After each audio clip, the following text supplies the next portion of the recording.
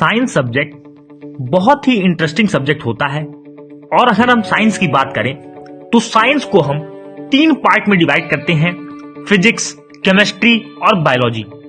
दोस्तों, फिजिक्स कहीं ना कहीं हमें थोड़ा इजी लगता है, क्योंकि इसका कारण होता है कि अगर हमारी मैथमेटिक्स अच्छी है तो हम फिजिक्स में कहीं ना कहीं हम फिजिक्स को टैकल कर लेते हैं, फिजिक्स को हम पढ़ लेते हैं, उसके डेरिवेशंस को, न्यूमेरिकल्स को हम सॉल्व कर लेते हैं, और जो 30 से 40% थ्योरी होती है उसे भी हम लर्न करके बहुत अच्छा स्कोर कहीं ना कहीं फिजिक्स में कर लेते हैं। लेकिन जब बात आती है केमिस्ट्री की, तो केमिस्ट्री में हमारा अप्रोच बहुत ज्यादा कैजुअल होता है। हम केमिस्ट्री को यह सोच के छोड़ देते हैं कि ये आसान सब्जेक्ट है, इसे हम बाद में पढ़ेंगे, और यही बाद में हमें रिजल्ट में हमारे नुकसान करता है और हमारा केमिस्ट्री जैसे स्कोरिंग सब्जेक्ट में स्कोर नहीं बन पाता, स्कोर ज्यादा नहीं आ पाता।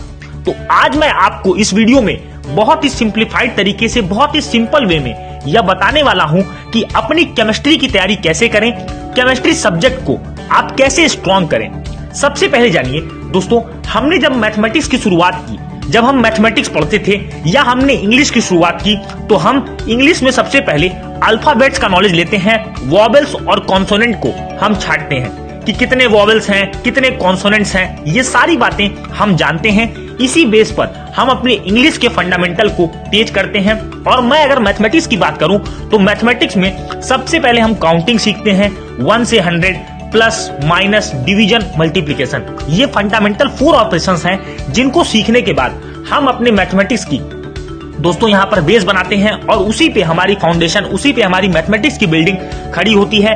तो केमिस्ट्री में भी इसी तरह से आपकी 3 ब्रांचेस हैं। पहली ऑर्गेनिक केमिस्ट्री, दूसरी इनऑर्गेनिक केमिस्ट्री और तीसरी है फिजिकल केमिस्ट्री।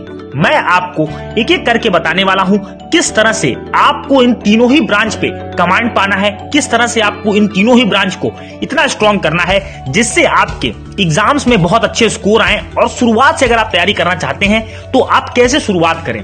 सबसे पहले केमिस्ट्री में आप जानते हैं कि एलिमेंट्स, कंपाउंड्स, रिएक्शंस, ये सारी चीजें आपके साथ होती हैं, और जैसे जैसे आपकी क्लास आपकी अप होती है वैसे वैसे ये चीजें आपके लिए थोड़ी टिपिकल हो जाती हैं। बड़े बड़े कंपाउंड्स आप देखते हैं, बड़े बड़े केमिकल रिएक्शंस आप देखते हैं, आपको मैकेनिज्म समझना होता है। तो सबसे पहले अगर आप केमिस्ट्री को पढ़ने की शुरुआत करना चाहते हैं तो आपको करना यह है, सबसे पहले आपको पीरियोडिक टेबल का नॉलेज होना चाहिए। कहने का मतलब क्या पीरियड्स होते हैं, क्या ग्रुप्स होते हैं, एटॉमिक नंबर, एटॉमिक मास, ये सारी चीजें अगर आपको याद है, अगर आप इनके बारे में जानते हैं, इलेक्ट्रॉन, प्रोटॉन, न्यूट्रॉन, कौन सी किसने डिस्कवरी की, कौन से एक्सपेरिमेंट्स हुए, ये सारी चीजें अगर आपको पता है तो आप अपनी फाउंडेशन को बहुत स्ट्रांग कर सकते हैं। अब बहुत सारे बच्चे बोलेंगे सर इनऑर्गेनिक केमिस्ट्री में हमें रिएक्शंस नहीं याद होते। तो देखिए, सबसे पहले आपको रिएक्शंस को याद करना है, छोटे रिएक्शंस को आपको समझना है कि ये रिएक्शंस कैसे हुआ, कौन सा कैटलिस्ट इसमें काम आया, कितने टेम्परेचर पर इस रिएक्शन को कराया गया, ये रिएक्शन एक्सोथर्मिक है या इंडोथर्मिक है। तो दोस्तों, ये सारी बातें अगर आप रिएक्शन को ब्रेक करके तोड़ तोड़ के समझते हैं तो बहुत आसानी से आप बड़े बड़े रिएक्शंस को याद कर लेते हैं। जैसे कुछ रिएक्शंस हैं, जैसे वुड्स रिएक्शन, रायमंड-टेमर रिएक्शन। दोस्तों, ये ऐसे रिएक्शंस हैं जो आपको सैंडमेयर रिएक्शंस, ये थोड़े बड़े बड़े रिएक्शंस हैं, लेकिन इन्हीं रिएक्शंस को अगर आप समझना चाहते हैं, अगर आप इन्हें याद करना चाहते हैं, अगर आप चाहते हैं कि अपने एग्जामिनेशन हॉल में आप इन क्वेश्चंस को अटेम्प्ट कर पाएं, ऑर्गेनिक केमिस्ट्री को आप बहुत स्ट्रॉन्ग कर पाएं, तो सबसे पहले आपको इन रिएक्शंस को समझना होगा कि कैसे छोटे छोटे रिएक्शंस हुए हैं। फिर उन रिएक्शंस को अगर आप समझ लेते हैं तो आप बड़े रिएक्शंस को बहुत ज्यादा आसान तरीके से आप याद कर लेंगे। अगर आपको अपनी inorganic chemistry, organic chemistry strong करनी है तो जितने भी इसमें फंडामेंटल एलिमेंट्स हैं, जितने भी फंडामेंटल चीजें हैं, उनका पहले आप नोट्स बनाएं। जैसे अगर मैं बात करूं ऑर्गेनिक केमिस्ट्री की, तो आप ऑर्गेनिक केमिस्ट्री में आपको अगर बड़े बड़े रिएक्शंस आपको दिए हैं तो आप उन रिएक्शंस की लिस्ट बनाइए कि अगर एक चैप्टर है तो उन चैप्टर्स में 5 ऐसे रिएक्शंस होंगे जो मेन रिएक्शंस होंगे और जिनके अराउंड बहुत सारे छोटे छोटे रिएक्शंस हो रहे होंगे। जैसे बहुत सारे रिएक्शंस होते हैं वो कई सारे स्टेप्स में होते हैं। अगर मैं बात करूं कि कई बार आपको एग्जाम में आपका मैकेनिज्म पूछा जाता है कि इस रिएक्शन का मैकेनिज्म लिखिए, तो आप देखते हो कि आपके टीचर आपको एक एक स्टेप बताते हैं, कब कौन सा प्रोडक्ट बना, फिर कौन सा प्रोडक्ट रिएक्ट हुआ और फिर अगला प्रोडक्ट बना। ऐसी सारी चीजें आपको 4 से 5 स्टेप्स में जाती है। आपको उन्हीं स्टेप्स को समझना होता है, और बार बार अगर आप उन स्टेप्स को लिखेंगे, प्रैक्टिस करेंगे, अपने दिमाग में आप इसको समझ लेंगे तो बहुत आसानी के साथ आप अपने एग्जाम में उनको अटेम्प्ट कर पाएंगे। अब दूसरी बात आती है कि इनऑर्गेनिक केमिस्ट्री को कैसे स्ट्रॉन्ग करें। देखिए, इसके लिए सबसे पहले आपको पीरियोडिक टेबल का बहुत अच्छा नॉलेज होना चाहिए।